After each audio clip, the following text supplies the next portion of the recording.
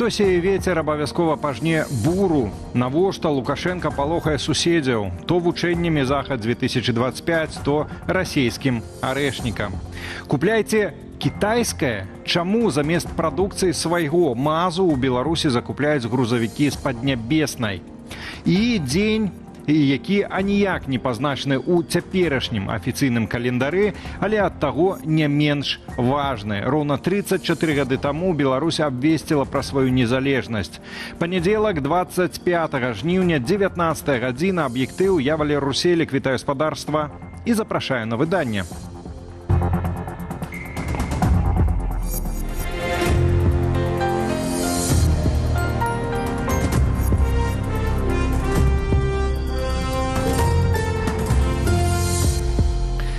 Падчас вучэнняў Захад-2025 Расія збіраецца перакінуць у Беларусі не больш за 2000 вайскоўцаў. Гэткія дадзеныя агучыла літоўская выведка.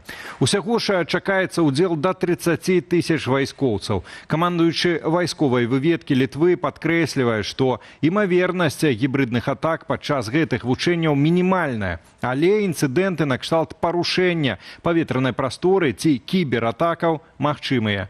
Тэму працягне Уладзіслаў Корсак. Літва разгортвае войскі на мяжы з гарадзенскаю вобласцю ды пачынае вучэнні пад назваю «Адважны грыфон». Іх мэта – правяранне баяздольнасці брыгады Жамайція, а таксама адпрацоўванне разгортвання камандных і сувязных пунктаў. Гэта адказ на беларуска-расійскія вучэнні «Захад-2025», што маюць адбыцца сёлета ў верасні. На это надо смотреть абсолютно серьезно, готовиться самим и понимать, что после учений очень часто приходит настоящая агрессия, и поэтому я думаю, что НАТО будет очень внимательно смотреть за тем, что там будет происходить. Між тым, з боку рэжыму Лукашэнкі працягваюць гучаць ускосныя намёкі на эскалацыю. Паводле старшыні дзяржаўнага вайскова-прамысловага камітэту Дмітрыя Пантуса, у Беларусі ўжо вырабляюць пускавую сістэму для расійскай ракетнай суперзброі, так званага арэшніка. Што, праўда, падобныя заявы выклікаюць скептыцызму у вайсковых экспертаў. Единственный запуск, он осуществлялся из Капустиного Яра. На сегодняшний день орешник РС-26 «Рубеж» — это шахтного типа ракета. И на территории Беларуси нет возможности реализовать подобного рода. Ну, даже если на территории Российской Федерации это всего-навсего одна локация, то на территории Беларуси тем более нет подобного рода объектов. У сваю чаргу на мінулым тыдні сакратар Рады бяспекі Александр Вальфович заявіў, што Беларусь вельмі непакоіць агрэсіўны тон і ракетныя распрацоўкі суседзяў, у тым ліку Польшчы. Адпаведна, на нарадзе пра бяспеку абмяркоўвалі беларускую ракетную праграму, ды нават узбраенне беларускіх комплексаў «Паланез» ракетамі з ядравымі боегалоўкамі. То są непатрэбныя. Гэта такая непатрэбная слабая правакацыя. Польская армія супрацьпаветранай абароны і польскія саюзнікі з НАТО моцныя і непахісныя. Ані спадар Вальфович, ані спадар Лукашенка не ўяўляюць рэальнай пагрозы. Думаю, што яны самі пра гэта ведаюць. Мы чакаем ад Беларусі спынення правакацыяў на мяжы і спынення падтрымання Расіі ў вайне з Украінай. Сам жа Лукашенка анансаваў чарговы візіт у Кітай. Падчас яго ён плануе абмеркаваць з Сі Цзіньпінам далейшую супрацу ў ракетабудаванні. Пакуль жа агульны стан беларускага ВПК эксперт ацэньвае як здавальняльны, аднак без рэальных прорываў. Поступательно они улучшались за счет в том числе и поддержки со стороны Китая. Китайские технологии принимают в этом непосредственное участие. И российский военно-промышленный комплекс также в определенном смысле зависим от поставок из Беларуси.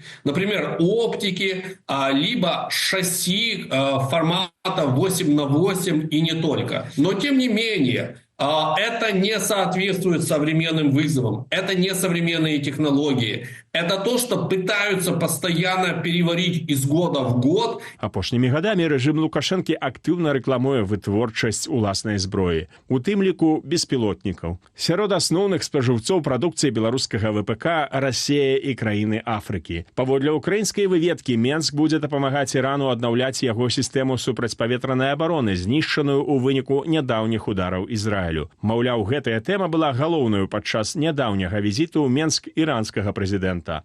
Уладзіслаў Корсак, Белсад.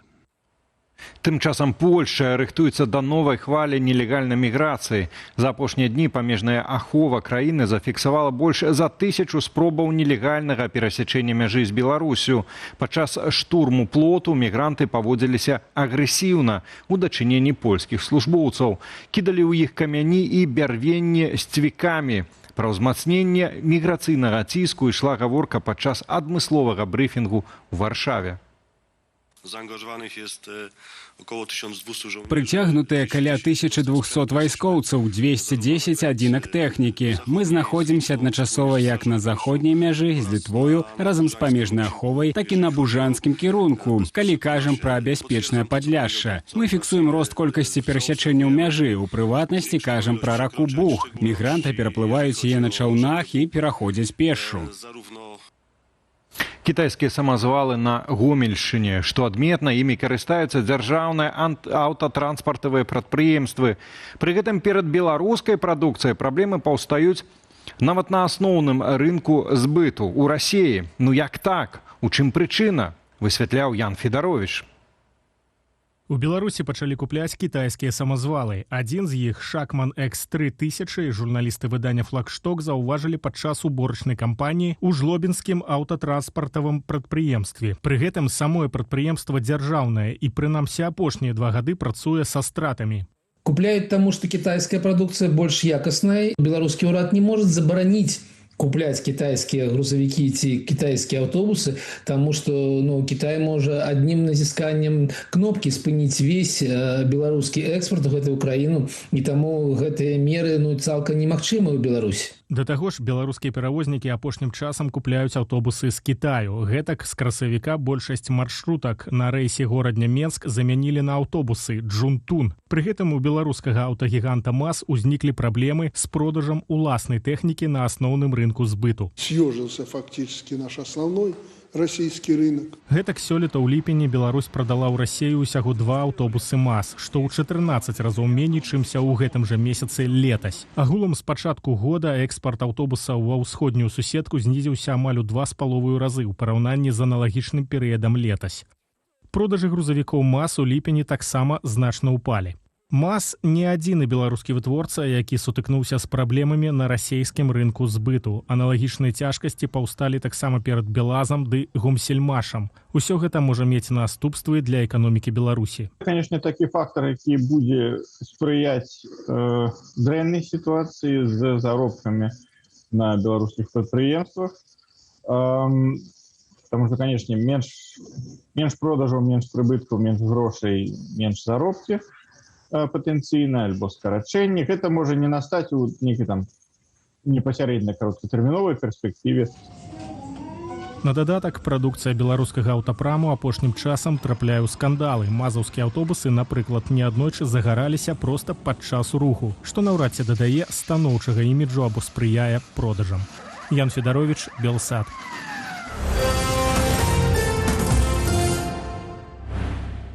Трох удзельнікаў варшаўскага канцэрту беларускага рэпера Макса Каржа дэпартавалі. Сярод іх 3 беларусы.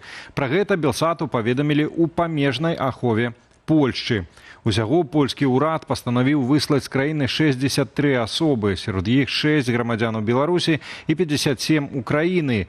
Іх абвінавачваюць у пагрозе бяспецы Польшчы і грамадскаму парадку. Інцыдэнт, які выклікаў такую рэакцыю польскіх уладаў, адбыўся 9 жніўня падчас канцэрту Макса Каржа на нацыянальным стадыёне ў Варшаве.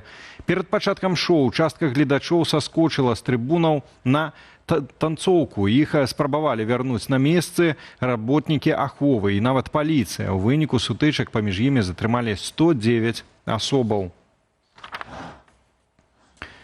ЗША даставяць Украіне больш за 3000 дальнабойных ракетаў «Ірам». Пра гэта паведамляе Wall Street Journal. Зброя трапіць ува ўкраіну цягам 6 тыдняў, а аплоцяць дастаўку еўрапейскія дзяржавы. Далёкасць, на якую могуць біць ракеты «Ірам» 450 кіламетраў. Пры гэтым Украіна развівае ўласныя ракетныя войскі. Крылатую ракету «Фламінга» рыхтуюцца запусціць у серыйную вытворчасць. Што гэта за зброя, распавядуць мае калегі. Гэта палёт «Фламінга». Так называецца крылатая ракета, якую цяпер, як паведамляецца, вырабляюць ва ўкраіне. На гэтым тыдні журналістам паказалі цэх, у якім збіраюць па адным «Фламінга» за дзень. Да кастрычніка іх разлічваюць рабіць да 7 штодня. Максимальная далёкасць палёту пацверджаная на 3000 километров. Дакладнасць трапляния ў цель на гэтай дыстанцыі 14 метров. Максимальная хуткасць 900 километров за гадзіну. Крэйсерская хуткасць можа мяняцца, і я яе не раскрываю. Грузападымальнасць цяпер складае 1150 кілаграмаў. Першапачаткова была 1000 кілаграмаў, але потым мы знайшлі спосаб яе трохі павялічыць. Пра тое, што Украіна мае намер запусціць у вытворчасць уласную ракету, казалі даўно. Афіцыйна гэта пацвердзіў тыдзень таму прэм'ер Украіны Дзяніс Шмыгаль. Гэта вельмі магутная зброя, дальнабойная, і яна ёсць. Гэта галоўная падрабязнасць. Астатняе даведаецеся, калі прыйдзе патрэбны момант. Прэзідэнт Уладзімір Зеленскі заявіў, масавая вытворчасць задання найбліжэйшага часу.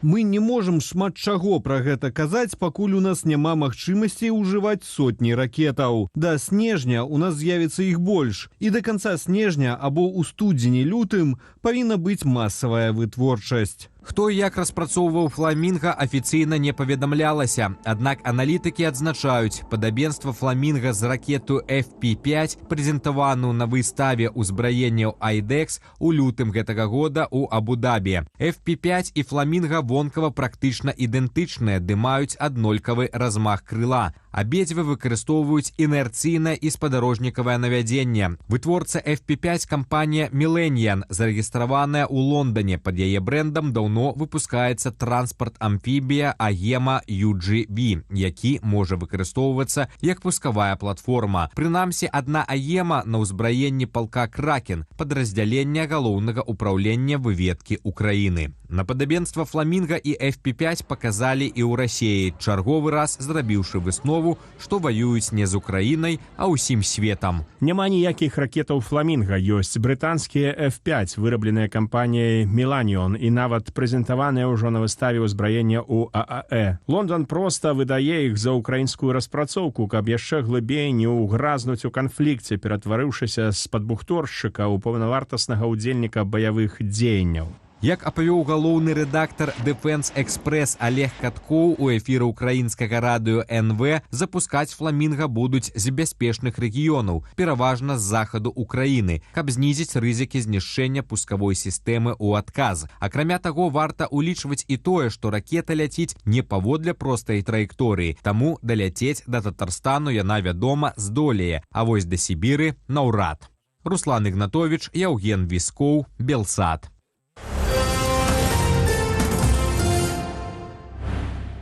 Па 18 гадоў пазбаўлення волі і штраф памерам 252 тысячы беларускіх рублёў прызначыў Гомельскі абласны суд кіраўнікам фондаў «Байсол» і «Байхелп» Андрэю Стрыжаку і Алексею Лявончыку. Што праўда, вырак завочны, актывісты не жывуць у Беларусі.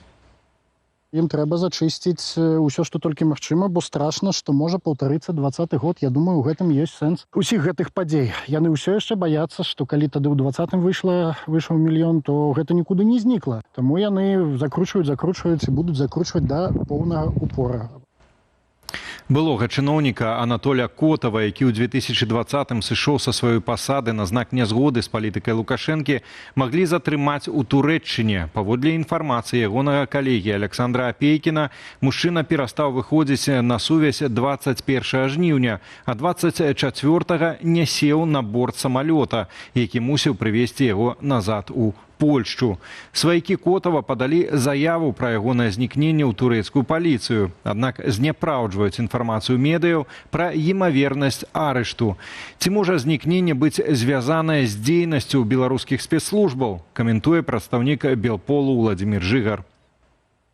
Имея, скажем так, в виду тот статус, который у него есть, то есть он уже осужден, если не ошибаюсь, и он приезжает в Турцию, то вполне возможно, что турецкая сторона отправила какой-то запрос, скажем так, направила в Беларусь документ о том, что на их территорию прибыл такой человек, и белорусская сторона, то есть белорусские там так называемые правоохранительные органы, естественно, направили запрос в ответ о задержании данного человека. То есть думать или говорить о том, что это какая-то спланированная спецоперация, по которой Котова вызвали, скажем так, на территорию Турции и там нас специально задержали, все-таки, наверное, не стоит.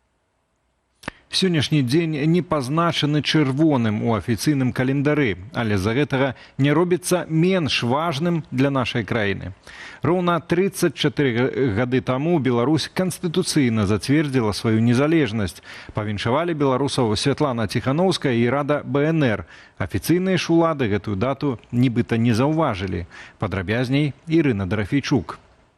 Зацвярджэнне незалежнасці. 25 жніўня 1991 пазачарговая сесія Верхоўнага Савету Беларусі надала дэкларацыі аб суверэнітэце нашай краіны статус канстытуцыйнага закону. Дзень 25 жніўня 91 я лічу гэткім жа важным, як і 25 сакавіка 18, паколькі наданне дэкларацыі аб суверэнітэце статуса канстытуцыйнага закону дэ юра азначала абвяшчэнне поўнай незалежнасці. Дэкларацыя абвяшчала дзяржаўны суверэнітэт рэспублікі, самастойнасць і паўнату дзяржаўнай улады ў яе межах. Таксама парламент замацаваў прыярытэт беларускіх законаў над агульнасаюзнымі. МУС і КДБ перайшлі пад кантроль рэспублікі. Тэрыторыя Беларусі абвяшчалася непадзельнай і недатыкальнай, а дзейнасць камуністычнай партыі прыпынялася. Рашэнні даліся няпроста. Дэкларацыю аб дзяржаўным суверэнітэце БССР Верхоўны Савет прыняў за год да гэтага, у ліпені 1990-га. Але моц закону дакумент атрымаў менавіта ў 1991. Праз 3 дні пасля правалу ў Маскве путчу ГКЧП, Дзяржаўнага камітэту надзвычайнага стану. Жнівеньскі путч 1991 года ў Маскве выканаў функцыю расстрельнай каманды для смяротна хворай імперіі. Акурат момантам пасля няўдалай спробы путчыстаў спыніць палітычныя і эканамічныя рэформы Гарбачова скарысталіся дэмакратычна арыентаваныя дэпутаты Верхоўнага Савету Беларусі. Гэта тыповы прыклад таго, як так званыя спячыя інстытуцыі, псеўдадэмакратычныя органы ў недэмакратычных дзяржавах, якое могуць сыграць важную ролю ў нейкі ключавы транзітны момант. Ніхто не чакаў ад Верхоўнага Савета, што там адныя вялікія дэмакраты, але гэта адыграла важную сімвалічную і палітычную ролю. Таму вельмі важна звяртаць увагу на такія інстытуцыі. Варта адзначыць, што пытанне надання дэкларацыі аб суверэнітэце статусу канстытуцыйнага закону залучылі ў парадак дня толькі пад націскам апазіцыі БНФ і прынялі дзякуючы тысячам беларусаў, якія выйшлі на вуліцы. Мы спалучылі тактыку парламенцкага і вулічнага ціску. БНФ сабраў на плошчы некалькі тысяч і людзі мітынгавалі, пакуль ішла сесія. Хаця гэта паўплывала не на ўсіх дэпутатаў, скажам, Лукашенко за незалежнасць не галасаваў. Непатрэбная лукашэнкаўскаму рэжыму незалежнасць Беларусі і сёння. Яна па-ранейшаму пад пагрозою з усходу. Гэта вяртанне імперскіх амбіцый Масквы у новым выглядзе цяпер не Савецкага Саюзу, а некага новага адраджэння фактычна рускага міра, як яго не называй.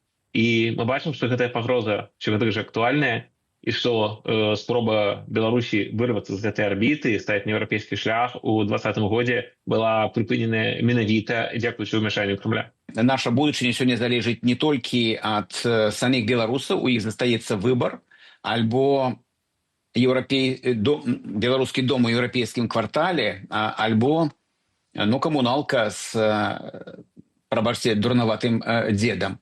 Таксама гэта залежыць ад таго, як еўрапейцы і ЗША бачаць архітэктуру постваеннай бяспекі. Але нашыя суразмоўцы пагаджаюцца, што акно магчымасцяў для незалежнасці Беларусі захоўваецца. Ірына Дарафейчук, Белсат. Ну і наконт дурнаватага дзеда. Лукашенка прайшоў медычнае абследаванне і аказаўся цалкам здаровы. Прынамсі, пра гэта надоечы паведаміў сам дыктатар падчас прэс-сустрэчы з кітайскімі журналістамі і беларускімі прапагандыстамі. Тым часам іншыя крыніцы паведамляюць пра зніжэнне працоўнага рытму дыктатара. Падрабязней Наста Печанькова.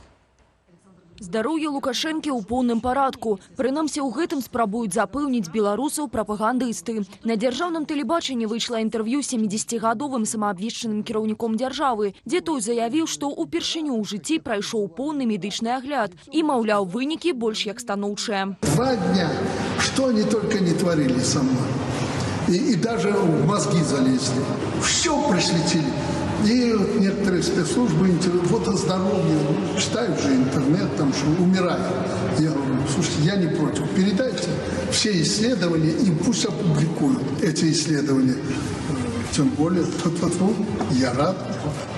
Все нормально. Заяву Лукашэнкі паставіў пад сумнеў ананімны тэлеграм-канал «Незыгарь», дзе публікуецца палітычная, датычная пераважна расійскіх чыноўнікаў аналітыка. Спасылаючыся на свае крыніцы ва ўрадзе Лукашэнкі, аўтары каналу паведамілі пра пагаршэнне здароўя дыктатара. Ён усё менш часу праводзіць на працы. Пры гэтым піар публічнай актыўнасці расце як на дражджах. Сітуацыя са здароўем Лукашэнкі выклікае ўсё больш заклапочанасці сярод чыноўнікаў. Пра пагаршэнне выгляду Лукашэнкі неаднаразова пісалі незалежныя медыі. Сярод іншага журналісты звярталі ўвагу на трэмар галавы і рук, лішнюю вагу, праблемы са зрокам і хадой, а таксама голас, што час ад часу знікае. Наста Печанькова, Белсат. Ну что ж, у аб'ектыве на сёння ўсё. Болей навіна ў нашым тэлеграм-канале, на які вы можете перайсці праз QR-код на ваших экранах. Ну і інфармацыйны вечар, канешне ж, працягваецца. Гаспадарства чакаюць Белсат онлайн і студыя Белсат, які мы правядзем разам з Анастасіяй Русецкай. Вітаю гаспадарства. У студыі зададзімся пытаннем. Ці гатовыя былі беларусы да незалежнасці ў 1991? І ці вырашаюць свой лёс цяпер? Аднак перад гэтым запрашаю на агляд публікацыю, якія варта пачытаць на нашай старонцы.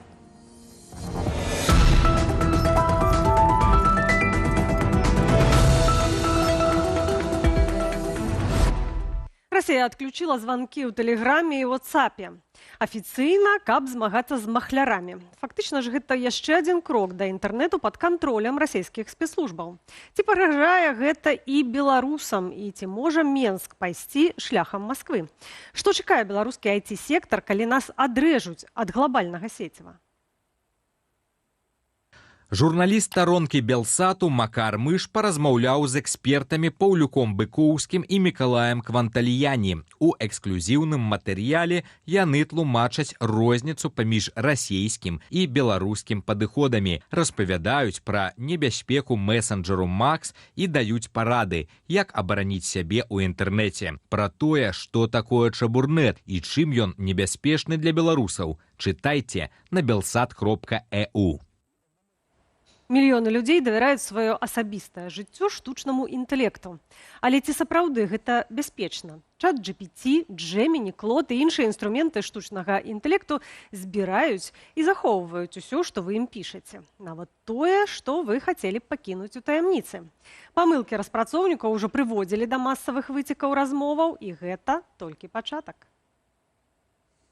Ці могуць нейрасеткі ператварыцца з віртуальнага сябра ў інструмент паліцейскай дзяржавы? Як абараніць сваю прыватнасць і не трапіць у лічбавую пастку? Эксперты раяць не панікаваць, але і не адкрывацца занадта. Пра карысць і рызыкі штучнага інтэлекту чытайце ў новым аглядзе журналіста Алеся Новаборскага на belsat.eu. Кіраўнік Лідскага раёну прызнаўся, ягонае сэрца заўсёды належала Расіі і адкрыта падтрымаў вайну супраць Украіны. У адказ на абурэнне грамадзянаў мясцовыя ідэолагі сталі на ягоную абарону. Кіраўніца ідэалагічнага аддзелу Лідскага райвыканкаму ў размове з журналістамі старонкі Белсату заявіла: «У любові да Масквы, цытата, няма нічога такога».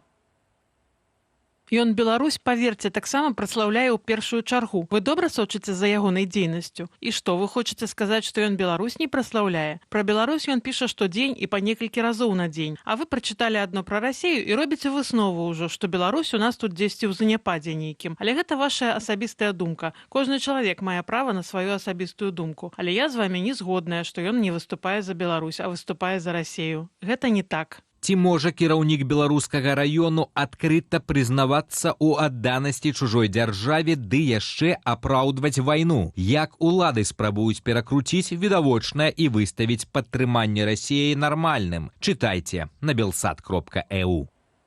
Укол зграбнасці ці небяспечны тренд. Прэпарат для дыябетыка Земпік зрабіўся модным сродкам для хуткага пахудзення і прабіўся ў Беларусь праз шэры рынак і валізкі кантрабандыстаў. За ім ганяюцца блогеры, спажыўцы плацяць сотні рублёў і рызыкуюць здароўем.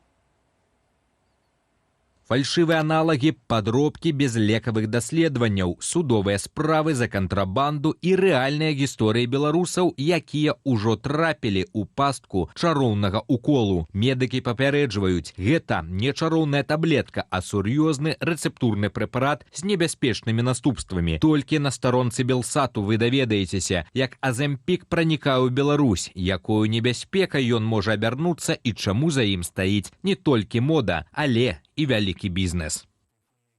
Што стаіць за жаданнем сілавікоў дыскрэдытаваць палітвязняў? Антаніна Канавалава, былая палізняволеная, мае свой адказ сілавікам. Ужо хутка ў студыі Белсат. Запрашаю.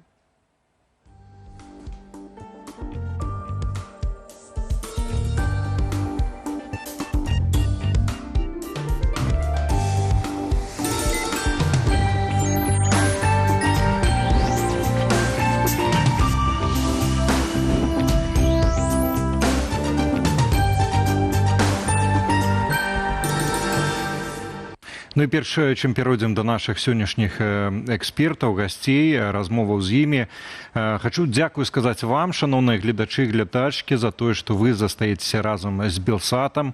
Для тых, хто знаходзіцца ў Беларусі, памятайце, для вас зрабілі адмысловую інструкцыю, як глядзець стрымы Белсату ў Ютубе бяспечна. Інструкцыя змешчаная ў апісанні да нашага стрыму на Ютубе.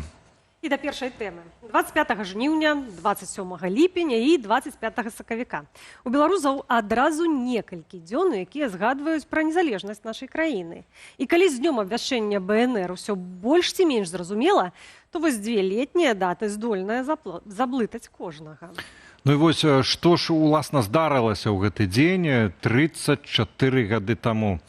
Паспрабавалі разабрацца мы ў нашым сюжэце.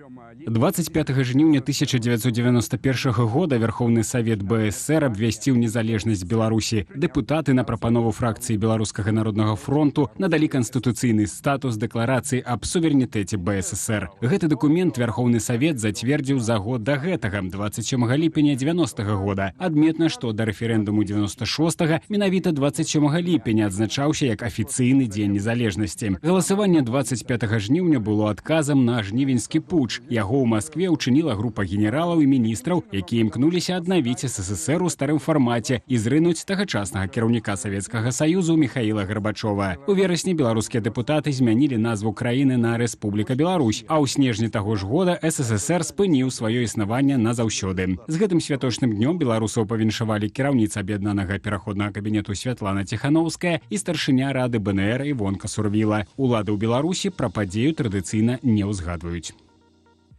Да рэчы, вось пра гэтыя розныя даты, розныя дні, якія могуць называцца днямі незалежнасці, пра гэта і наша апытанка запрашае да ўдзелу. Калі павінен быць дзень незалежнасці ў Беларусі, традыцыйна 4 адказы маем. 25 сакавіка альбо дзень волі, афіцыйны 3 ліпеня, цяперашні афіцыйны таксама 27 ліпеня альбо 25 жніўня. Калі ласка, галасуйце. Вось як, напрыклад, Шпаркі Вожык прагаласаваў і напісаў, што прагаласаваў за 25 жніўня, каб было два святы, 25 сакавіка і 25 жніўня. Шпаркі Вожык я зрабіў аналагічна. Ну і цяпер да нашага эфіру далучаецца Сергей Навумчык, дэпутат Верховнага Савету 1990-96 гадоў, палітычны аглядальнік. Спадар Сергей, добрый вечар. Добрый вечар. Добрый вечар і са святам. Са святам. Натуральна, дзякуем, што далучыліся ў гэты дзень да нашага эфіру. Ну і нашае першае пытанне. Маем 27 ліпеня 90-го года прыняццё дэкларацыі. Маем 25 жніўня 91-го, калі быў нададзены ўжо статус канстытуцыйнага закону. І ў той жа час мелі да 96-го года дзень незалежнасці 27 ліпеня. Ці не паблыталі такім чынам мы беларусаў? Не паблыталі. Гісторыя Беларусі, увогуле гісторыя беларускага народа сканцэнтравалася, во всякім разе, за апошнія стагоддзі на галоўнай мэце. Гэта дасягненне незалежнасці, здабыццё сваёй уласнай дзяржавы. Калі мы паглядзім на Амерыку, там гісторыя доўгі час ішла ў барацьбе за роўныя правы, супраць расавай сегрэгацыі. Скажем, там ёсць такое свята, як дзень Мартина Лютера Кінга, якое абсалютна, скажем, нельга ўявіць сабе у Беларусі. Беларусі не было расавай сегрэгацыі. А вось у некаторых іншых краінах, еўрапейскіх краінах, у Літве ці у Чэхіі, там таксама, там ёсць ці два, ці нават тры, як в Украіне, дні, звязаныя з здабыццём незалежнасці. Кожная нацыя вызначае, што для яе найбольш важна, што для яе найбольш адметна. Таму я давно, вот моя асабістая пазіцыя, я давно кажу, што ў Беларусі мы павінны адзначаць тры даты. Гэта 25 сакавіка, калі ў 18 годзе была абвешчаная незалежнасць Беларускай Народнай Рэспублікі, 27 ліпеня 90-го года, калі была прынятая дэкларацыя аб суверэнітэце і беларусы нагадалі, што яны маюць права на незалежную краіну. І нарэшце 25 жніўня 91 года, калі дэкларацыі быў нададзены статус канстытуцыйнага закона, і незалежнасць была здабыта дэ юрэ. І вось гэта класічная норма ва ўсіх краінах, калі краіна становіцца незалежнай дэ юрэ, яна, вось гэтая дата лічыцца таксама дзяржаўным, звычайна абвяшчаецца дзяржаўнае свята. Я просто хочу нагадаць, што ніводная краіна ў свеце, ніводная, не здабыла незалежнасць аднамомантна і назаўсёды і назаўтра, абвясціўшы, стала 100%, скажем, незалежнай краіны. Калі мы зноў жа прыгадаем Амерыку, якая 4 ліпеня абвясціла незалежнасць больш як 200 гадоў назад, але яшчэ гадамі і гадамі там барацьба за незалежнасць ішла.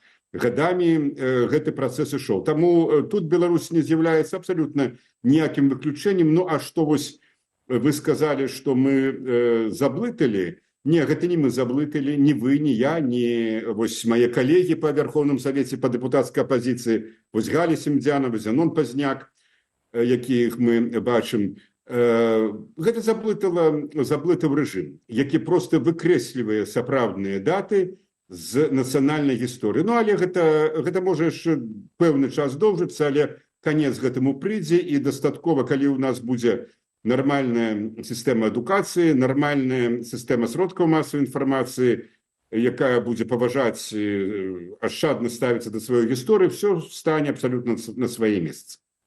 Спадару Сергею, ну вось ад святочных, все-таки ад свята хацелася б яшчэ да адной несвяточнай такой спрэчкі, альбо не спрэчкі, пытання такое несвяточнае. Глядзіце, ну, многія дыскутуюць, ацэньваючы, ці з'яўляецца наагул Беларусь сёння незалежнай дзяржавай, прыводзячы кожны бок свае аргументы. На вашу думку, як аднаго з дэпутатаў незалежнасці, ці Беларусь сёння з'яўляецца незалежнай? Так, спадар Валер, я разумею, чым прадыктаванае ваше пытанне. Гэта цяперашняя сітуацыя, калі Москва ажыццяўляе практычна поўны кантроль і палітычны, і ваенны, і эканамічны, і культурны, і інфармацыйны, і міжнародны ў значнай ступені над Беларусі. І тым не менш, все ж таки Беларусь з'яўляецца незалежнай дзяржавай. Ведаеце, ёсць шмат за што нас пашкадаваць, але все ж таки давайте будем шчыра пакладзем руку на сэрца, скажем, што шмат якія народы хацелі б нам пазайздросціць і зайздросціць нам. Скажем, курды, якіх значна больш, чым беларусаў, у некалькі разоў больш, чым беларусаў, здаецца, калі не памыляюся, 40 мільёнаў ці нешта каля таго, але сваёй краіны яны не маюць, хаця ўжо десяткі тысяч людзей, десяткі тысяч ахвяраў толькі за апошні дзесяцігоддзе пакладзеныя, каб сваю краіну мець. Так што пры ўсіх вось тых нюансах, пры ўсіх абмежаваннях суверэннасці, Беларусь з'яўляецца незалежнай краінай. Гэта незалежная краіна, гэта, ну, юрыдычна гэта абсалютна адназначна. Калі мы кажам пра сённяшні дзень Беларусі, то сітуацыя, у якой мы знаходзімся, гэта палітвязні, гэта смерці за кратамі, гэта 4 палітычных партыі замест 15 і няма апазіцыйных унутры Беларусі, няма таксама недзяржаўных медый, урэшце суудзел рэжыму Лукашэнкі ў вайне. Вось тое, да чаго мы прыйшлі праз 30 з гакам гадоў, як з гэтым далей ісці? Ну, да вашага гэтага сумнага пераліку можна дадаць практычна поўнае вынішчэнне нацыянальных каштоўнасцяў, рэальнае загнанне ў гета, нават горш, беларускай мовы і фактычна ліквідацыя беларускага кнігадрукавання. Шмат што можна яшчэ на вялікі жаль дадаць. Як з гэтым быць далей, мы павінны проста бачыць, безумоўна, сённяшні дзень як этап, вельмі цяжкі этап вось у руху беларускай нацыі. Былі такія этапы ў нацыянальнай гісторыі, мы ведаем, што было пасля паўстання Каліновскага, мы ведаем, што было пасля здушэння Беларускай Народнай Рэспублікі, пасля здушэння Слуцкага паўстання. Мы ведаем пра курапаты, калі дзесяткі ці нават сотні тысяч людзей проста былі знішчаныя, альбо расстраляныя, альбо высланыя ў гулаг і там загінулі. Гэта таксама былі вельмі цяжкія часы, і ўсё ж такі, нягледзячы на гэта беларускае нацыянальнае адраджэнне, яно ўздымала галаву, яно ніколі не знікала, хай бы гэта было некалькі там дзесяткаў чалавек, рэальна, скажем так, 80-е гады, у пачатку 80-х гадоў, некалькі дзесяткаў чалавек у Беларусі з 10-мільённага насельніцтва марылі пра тое, што Беларусь будзе незалежнай. Але для гісторыі гэта толькі адзін радок. Галоўнае, што яны марылі, што вось гэтая ідэя, яна ніколі не знікала. Таму, відаць, на гэты час трэба глядзець як на часовы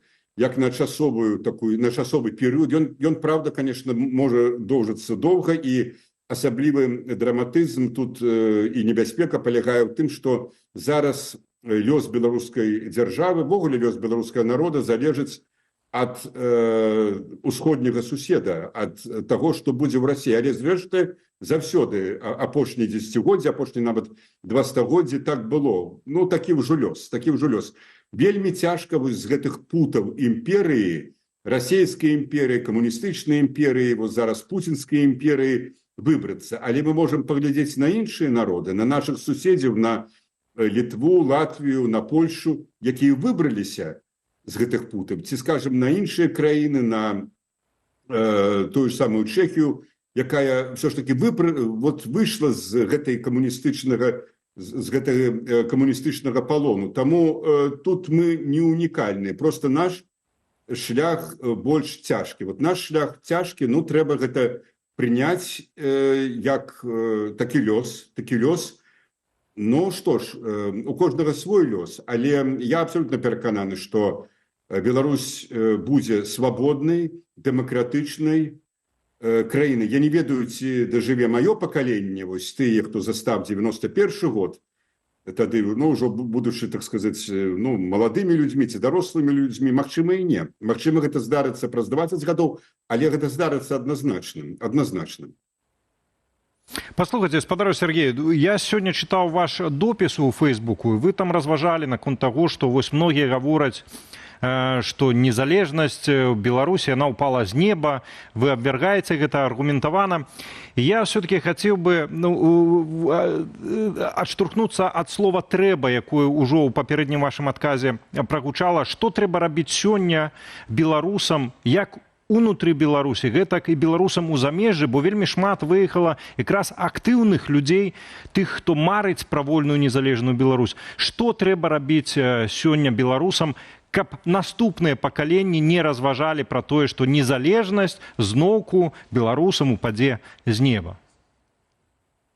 Напэўна, гэта трэба рабіць самае галоўнае, гэта захоўваць сябе беларусу. Калі вы ўзгадалі, што сотні тысяч людзей пакінулі вымушана пасля 2020 года пакінулі Беларусь, але мы можам прыгадаць, што перад 91 годам таксама десяткі тысяч беларусаў былі вымушаныя пакінуць і пасля падаўлення БНР і пасля вайны былі вымушаныя пакінуць Беларусь, але яны весь час, вот калі зноў жа прыгадаць, скажем, Раду Беларускай Народнай Рэспублікі, яна дзесяцігоддзямі у 50-е, у 60-е, у 70-е, у 80-е гады нагадывала замежным заходнім палітыкам, парламентам, урадам, прэзідэнтам, што Беларусь – гэта народ, беларусы народ, якія маюць права на сваю дзяржаву.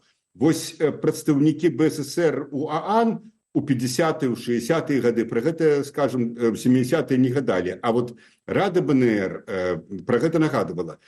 Таму вельмі важна ствараць беларускія асяродкі, падтрымліваць беларускія асяродкі зараз. І вельмі шмат беларускіх творцаў просто вымушана апынуліся в эміграцыі.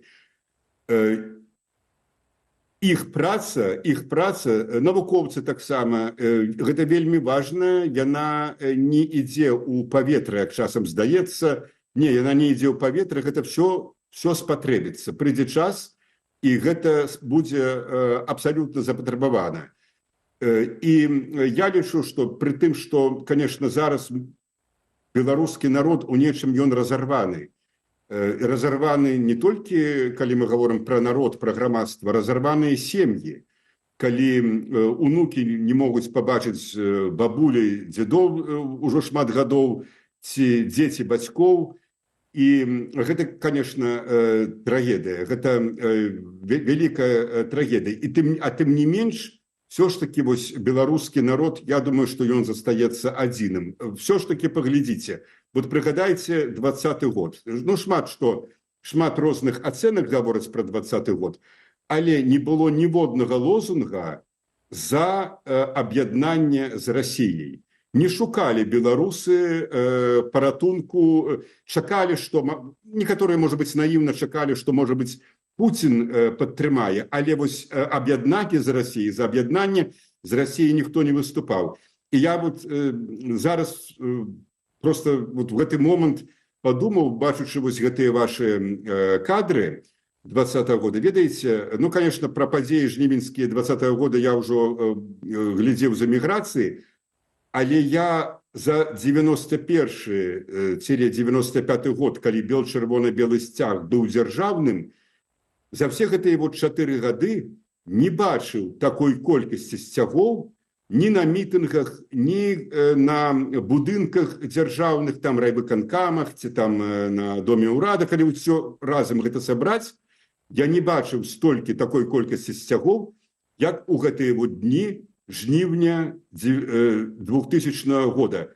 Ніхто не прымушаў людзей браць бел-чырвона-белыя сцягі. Яны самі іх взялі, яны взялі наш нацыянальны сцяг, яны яго ўзнялі, і гэта безумоўна дае надзею. І нават не проста надзею, гэта дае абсалютную, просто абсалютную упэўненасць. Я зноў жа скажу, я не упэўнена, што я да гэтага дажыву. Але з гэтай упэўненасцю, у прынцыпе, мы маем ісці кожны дзень, што ўсё ж такі беларусы дойдуць да Беларусі і будуць трымаць свой сцяг у руках. Дзякуем за гэтую размову. Сергей Навумчык, дэпутат Верховнага Савету 1990-96 гадоў, палітычны аглядальнік, быў з намі на сувязі.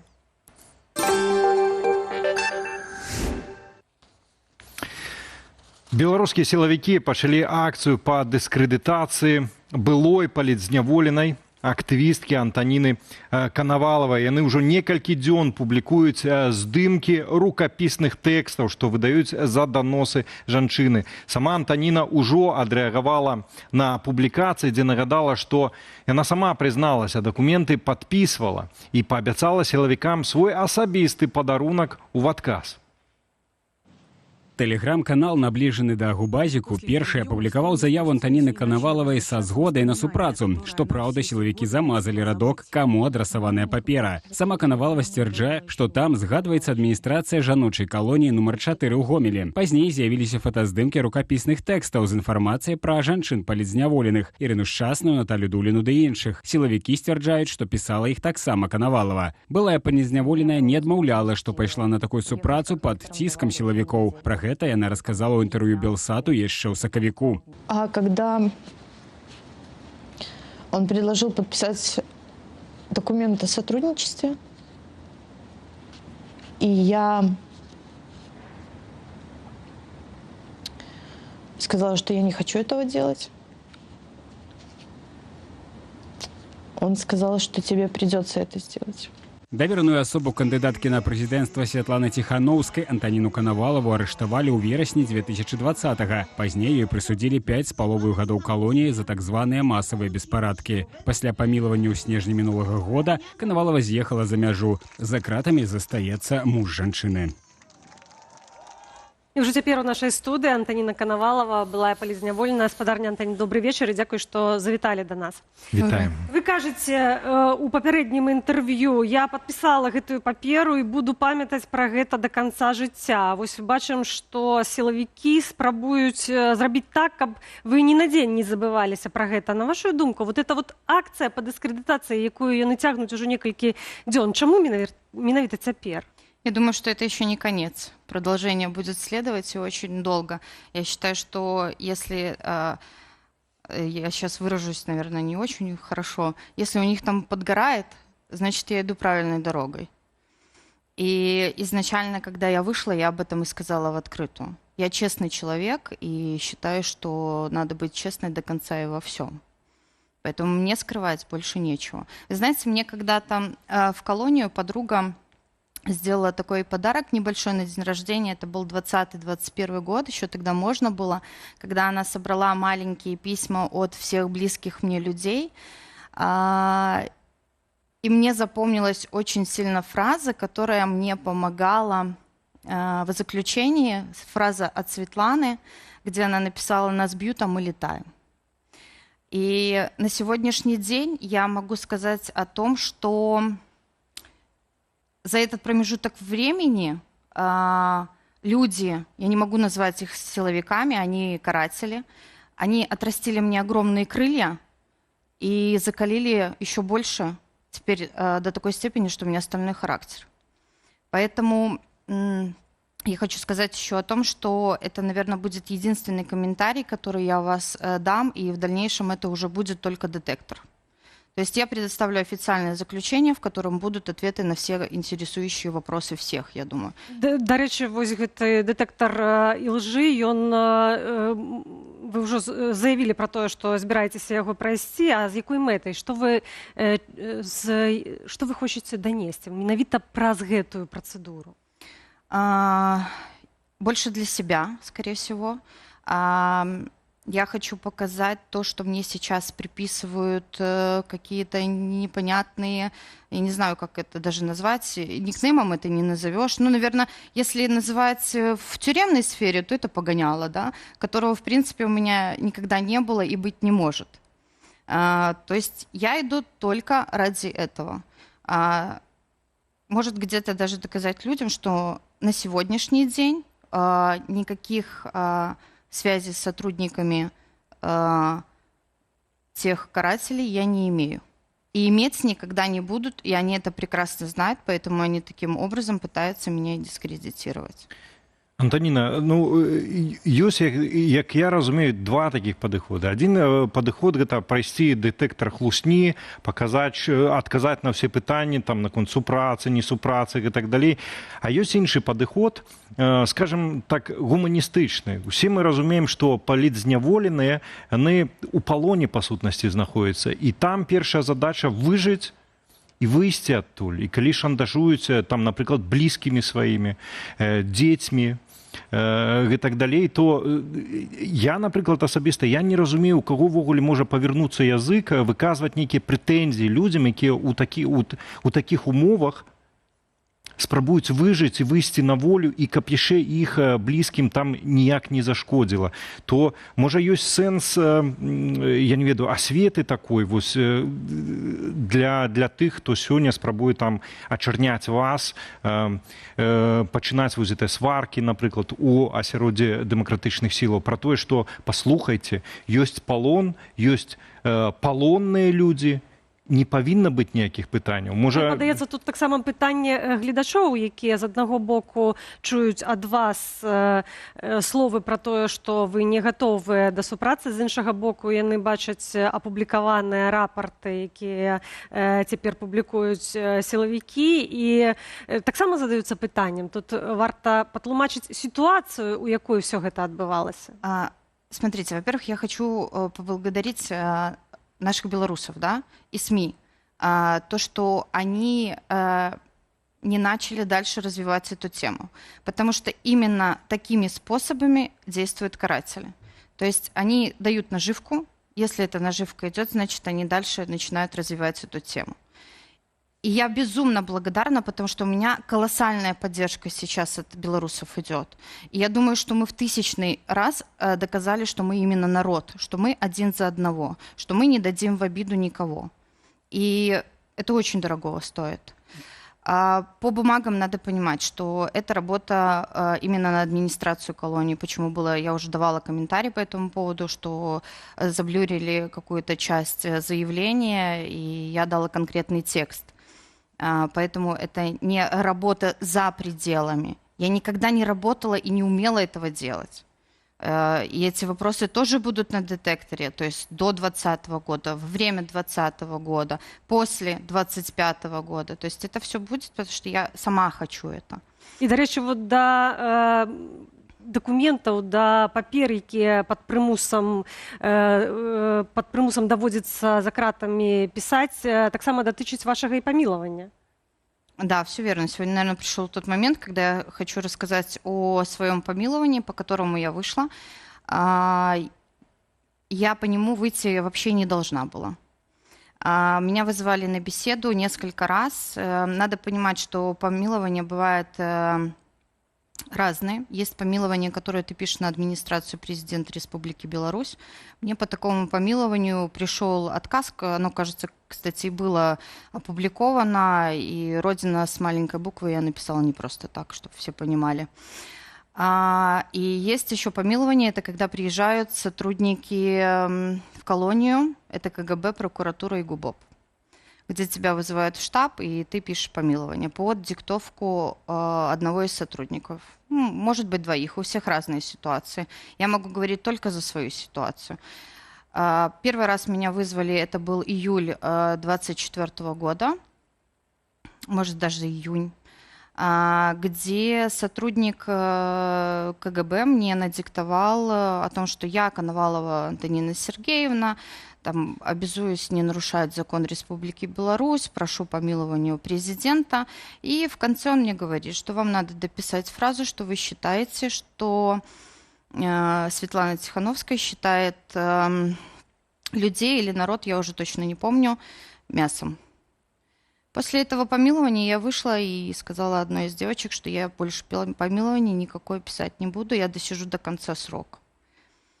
Меня не выпустили, меня должны были выпустить в августе 2024 года, но меня не выпустили. В следующий раз меня вызвали уже в штаб, это было в октябре месяце, где мне предложили написать еще раз на помилование. Я отказалась.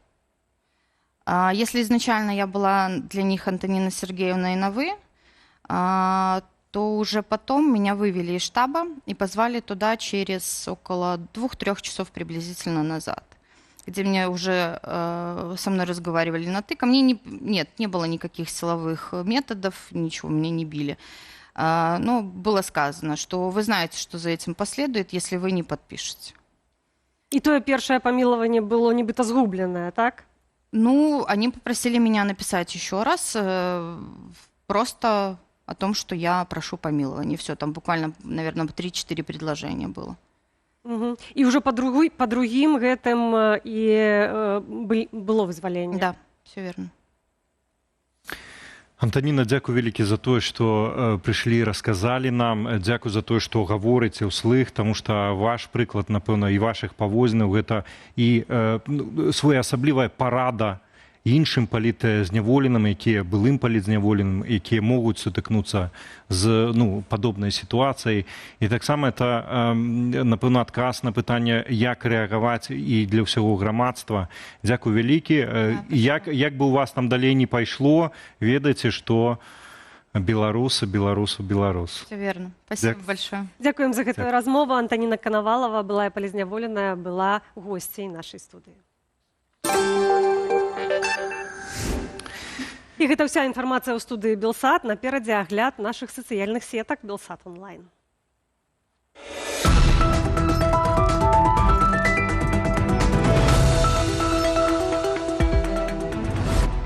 Здавалася б, такое нечаканае пытанне. Колькі каштуе патрыятызм?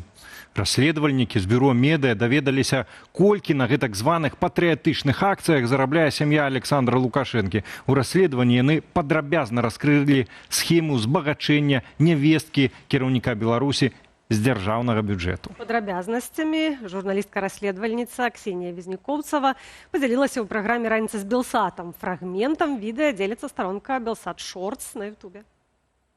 Административный ресурс работает на полную мощь. Конечно же, все вот эти городские мероприятия, праздники, там...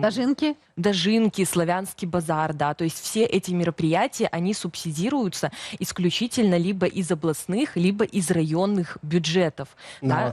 То есть это все деньги налогоплательщиков, да. И выглядит все так, что они берут из казны наши налоги, да, и платят их за за организацию вот этих мероприятий своим же собственным людям. Конкретно Лукашенко перекладывает из госбюджета деньги налогоплательщиков в кошелек своей невестки. И в том числе в свою личную какую-то вот эту непонятную кормушку управ делами Лукашенко.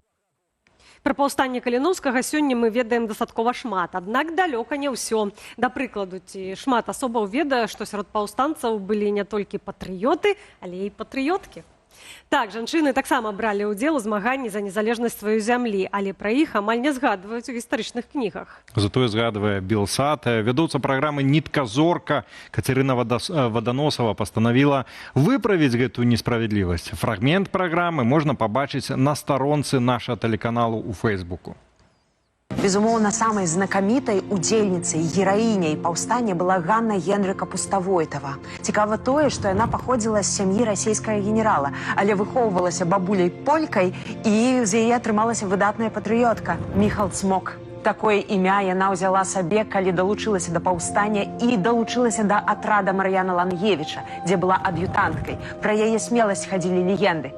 Пасля паразы паўстання яна была вымушаная эміграваць, апынулася ў Парыжы, нават удзельнічала ў парыжскай камуне. Сярод новаўвядзенняў новага навучальнага года абавязковая школьная форма, на якую давядзецца выдаткаваць грошы бацькам. Прапаганда расказвае пра шыкоўны выбар ды якасць і не асабліва ўспамінае пра сацыяльную арыентаванасць беларускай дзяржавы. І пры гэтым у капіталістычнай Польшчы бацькоў падтрымліваюць. У праграме «Атмасфера» Александр Кныровіч надумаў разабрацца, якая з дзяржаваў больш сацыяльная. Цалкам выданне можна паглядзець на YouTube-канале «Белсат Ньюс». Адзетным вылучылі 139 рублёў на дзіця. І ўсё. Пры гэтым у зусім не сацыяльна арыентаванай Польшчы, дзе гэтым пытаннем асабіста не займаецца Качанова, такая дапамога да школы складае ў эквіваленце амаль 250 рублёў. Пры тым, што цэны на вопратку і школьныя тавары ў Польшчы ніжэйшы. Ах так, я забыў згадаць, што гэтыя 250 рублёў польская дзяржава выдае кожнаму дзіцяці да 20 гадоў, калі яна ці ён працягвае вучобу. Браты меншыя, дарэчы, чаму не сёстры? Ну, вось гэтак мы прызвычаіліся называць жывёлаў і, акрамя чаму не сёстры, ці сапраўды яны меншыя? Калі паглядзець на інтэлект некаторых, у гэтым пачынаеш сумнявацца. Так, у нашым інстаграм-аккаунце можна паглядзець відэа з разумным папугаем, чым ён здзівіў навукоўцаў і нас проста цяпер у нашым эфіры.